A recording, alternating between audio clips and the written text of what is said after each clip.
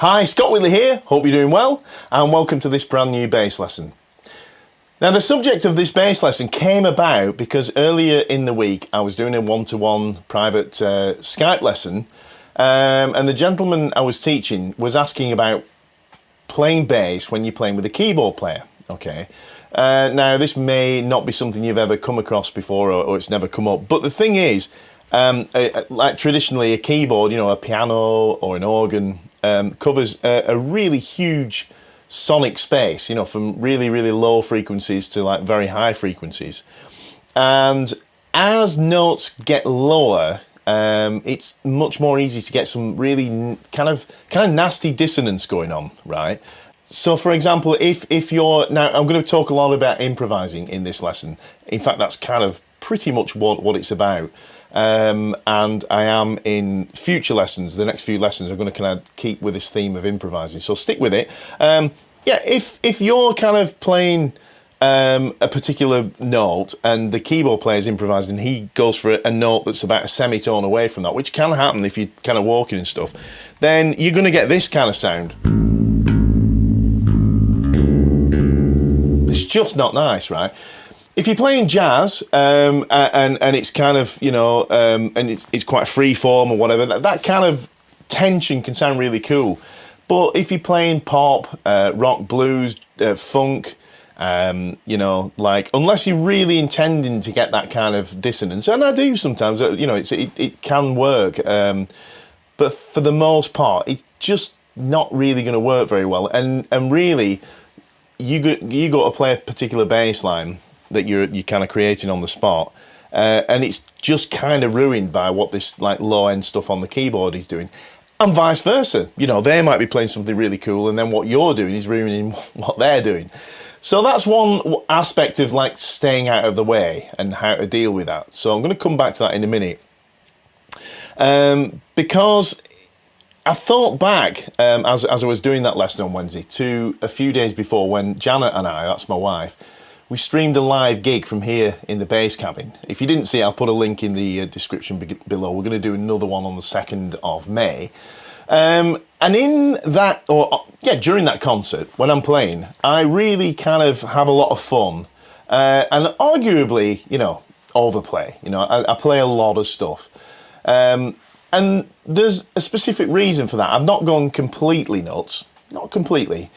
It's more that I'm the only live instrument that people are kind of tuning into and listening and watching. And for me, music is about art and entertainment in equal parts. For me, I'm not saying that's what it is. For a lot of people, if it becomes entertainment at all, they switch off, you know, and vice versa. So, where am I going with this? Right, so I'm the only instrument playing live, and I put those backing tracks together, and then I know specifically what's going on with the piano and stuff like that. So I feel confident that I can do my thing, and as long as I'm careful and hear all what's going on, I can have a lot of fun with that stuff and not step on anybody's toes, because nobody else is trying to improvise. Nobody else is composing on the spot, and that's what improvisation is. It's composition on the spot, right? But the biggie there, the one that I've really got to stay out of the way of, is when Janet, my wife, is singing, and that is the most important element of you know, of a band if they've got a vocalist, to stay out of the way of, because that vocalist is telling the story of the song. They're singing the kind of meaning of that tune. Well, they're singing the tune, you know, and everything you do should support, enhance, duck and weave around that vocal. All right, it should never go in the way of it and detract from what the vocalist is doing. Okay. So yeah, improvisation. Like, yeah, I just said it's composition on the spot. What does that mean? So if you're an improviser already, you know exactly what it means. But if you've never just been thrown a set of chords and been told on the spot, here we go, 1, 2, 3, 4, rock feel, and you've to come up with a bass line instantly, right? That's improvising, right? That in its simplest form. Soloing is a form of improvisation, But a lot of people think improvisation is soloing or like jamming and flailing away. It's not. Improvisation is composition on the spot, right? So that could be a bass line, you know, it could be, like, I don't know, let me just throw the drum machine on here for a minute.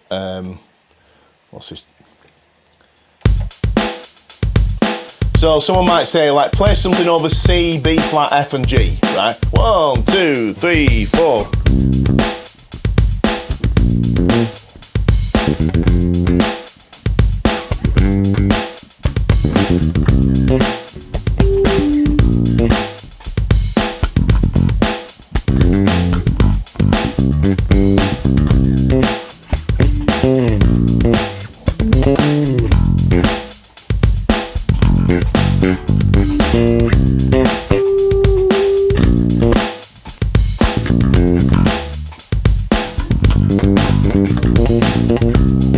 All right, so that was completely improvised. I've never played that in my life. I'm just kind of trying to come up with something that works and sounds like a bass line instantly, right? Okay, that's improvisation. And what I've realised is, of late, is that's where I've put most of my time and effort into over the years. There are a lot of sort of videos that appear on Facebook and YouTube that scare the pants off me. You know, there'll be some like 4-year-old kid playing this thing that you're like, what? You know, like I could never do that in a million years.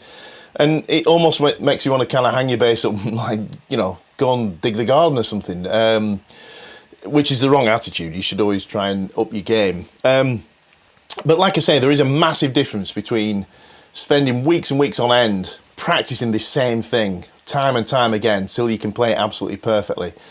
That is completely different to being thrown 3 or 4 chords or a chord sheet indeed, and just being able to go without ever having heard or played it before. That's a different thing. And to be able to create nice lines that work. And so that makes me feel a little bit better that I have to remember that's where my my strengths lie, if you like. Okay. I'm a little bit lazy on the kind of working pieces out, really. So that's improvisation. Let's go back to this kind of thing I was talking about with the piano player. So that's a really obvious example of where you could tread on each other's toes. And it's just, you've constantly got to have this on your radar, this like staying out of people's way, and you've just got to use judgment. That's the only thing. There are no, like I say, hard and fast rules. It's all down to your judgment. How much you play, how much sonic space you kind of occupy with your bass playing when you're improvising, or creating lines. So, for example, my favourite lineup to work with band-wise is 3-piece, guitar, bass and drums. Like 1 guitar, drums and bass. And I absolutely love that because generally that gives me as a bass player this really large kind of sonic canvas, if you like, that I can like paint and decorate and wallpaper, you know, and create kind of soundscapes. And it's not like without getting in anyone's way even, it's bigger than that. It's like hopefully what you do actually really enhances what the guitar, and if there's a vocalist, you know, singing, what they're doing. That's the important thing. It's not all about like just chucking a load of licks in. Look at me, it's not about that at all. It can be just for a bit of a cheeky bit of fun here and there. And that's, I always, if I'm playing something that's a little bit cheeky, I will have a big grin on my face because I'm doing it tongue-in-cheek, right? You know, I'm not going, look at me, I'm amazing. You know, that's not what it's about. It's about hopefully entertaining someone. If I pull that thing off, pardon me, then, you know, it's going to make someone smile. And that is massively what I'm into, okay? And as the band size, let's bring a sax player into the fold, right? So we've got a 3-piece band. Now we've got a sax player involved. How does that change things? It changes things massively, right? Because I mean, I'm making this up, this band doesn't exist, but let's say this band has a guitar player that just mainly chords, doesn't do a lot of single note lines and stuff. That leaves you to kind of really be able to decorate, you know. So let me just see if I can put a little thing together with you, like with a kind of synthesized guitar. I'm going to take all the bass off, so it sounds kind of a bit guitar-y. Here we go. Drum rhythm, drums.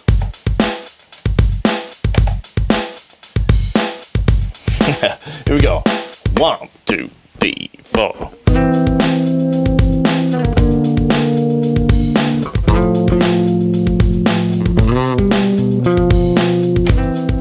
That was not very well executed, was it? Doesn't matter. So now I'm going to play bass as if I'm in the band, you know.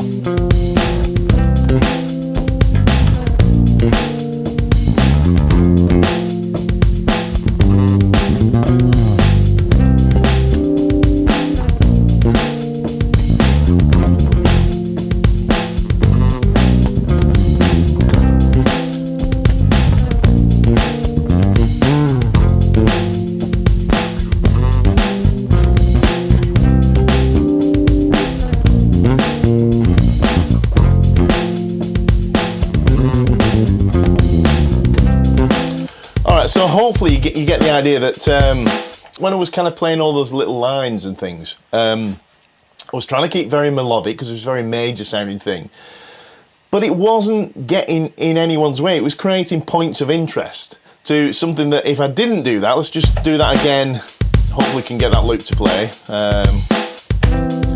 If I just kind of played something straight, it'll sound all right.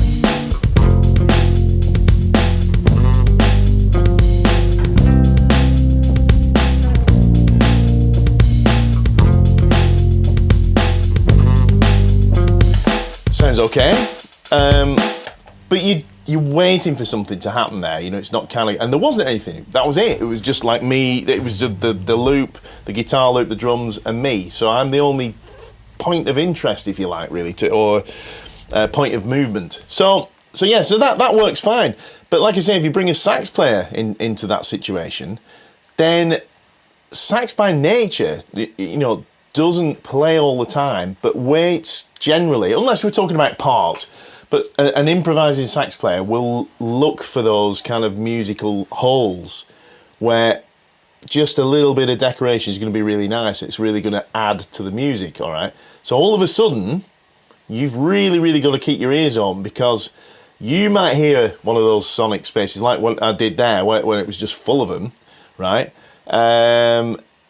And so does the sax player at the same time. So you've got to ear all that sax player, and this is my kind of way of working, is if I go to play a line and I hear that sax start, then I just kind of like, you know, kind of retract what I was going to say, if you like, and like, no, after you, you know, musically. And that is so important. It's imperceptible to an audience. They didn't even know that was a thing, but it's massive, because without that kind of, like, say, judgment, then it's, you know, and taste, you know, that's what makes or breaks a piece of music, and it's huge, right? And it's the same with, you know, a vocalist who kind of plays around with the melody and stuff. Again, if you go to play something and that vocalist starts to decorate the vocal themselves, you let them go, you know, you let them go. I mean, sometimes it might be the case that you got to play something and the sax player or the vocalist hears what you were doing and they kind of like let you go, you know. Very unusual for that to happen, like, but it is a possibility. So, and as the ensemble gets bigger, this becomes like more and more of an issue, and more of a kind of, you got to use your ear holes. And I've worked in bands where there'd be like 2 guitar players, keyboards, and all using that really, you know, like scooped sound where you scoop out all the mids and pump the bottom end and the top. They're all doing that, right? All 3 of them. And I've got no sonic space at all. Right? All that low end is just, it's just a wash with low guitar notes, low piano notes, right? And anything I play, I can't hear what I'm doing. You know, there's no feel, there's no punch to anything I do, you know. And I've got to be honest, on a gig like that, you know, like halfway through the set, I just want to pack up and go home. It's not a pleasurable experience, you know, and it's a real, it's a shame when that happens. And like I say, it takes a massive amount of discipline. So, for example, you know, guitars don't need all that bottom end, and a lot of guitar players who perhaps don't really know the deal with sonic space and stuff, they will increase the lows a lot on the well, players in general, not just guitar players. They'll pump that low end up, and it just doesn't need to be there, you know. So you've just got to use your ears all the time when you're improvising. As I said earlier, the most important part of the band, if it involves a vocalist or someone who's playing the lead melody, if you like. So like it might be Hank Marvin if you're the Shadows, or whatever. You've got to stay out of the way of that main focus. That's what everybody's focused on as a listener, really.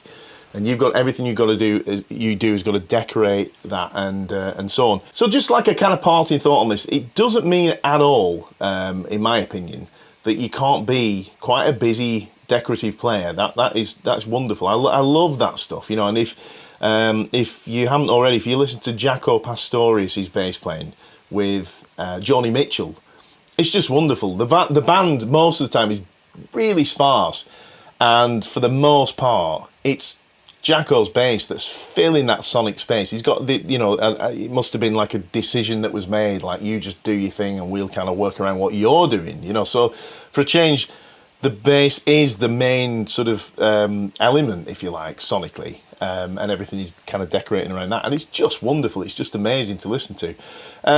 But also, in a kind of rock context, he's not a bass player, but I always remember listening to Roger Daltrey talking about Keith Moon's drumming. And, if you think of Keith Moon as a drummer, he's such a busy player, he's like all over the place, like a madman almost, But, I mean, I love it, he's one of my favourite players. But Roger Daltrey talks about, if you listen to that, he said, listen to the way that he's supporting the vocal and working around the vocal, and it is a thing. It's a massive thing, So bear this in mind. Like I said, if you've not improvised before, not looked at it at all, not tried it, we're going to kind of do that in the next few lessons. We're going to kind of have a stab at improvising together. I'm going to take it from the ground up. It's not going to be advanced improvisation by a long stretch. But hopefully, whatever level you are at, there'll be something in there of interest. So I'm going to tie this lesson up right now. Please like, share and subscribe, and don't forget to click on the little bell icon down in the corner so you get notifications when I make a new video. Don't forget, me and my wife Jana, on the 2nd of May at 9 PM UK time, we're streaming a live gig right here from the bass cabin. We're going to do a lot of 70s disco tunes, so there's going to be some like funky bass going down if that's your thing. And in the meantime, look after yourselves, stay home, stay safe, and I'll see you in the next lesson. Cheers.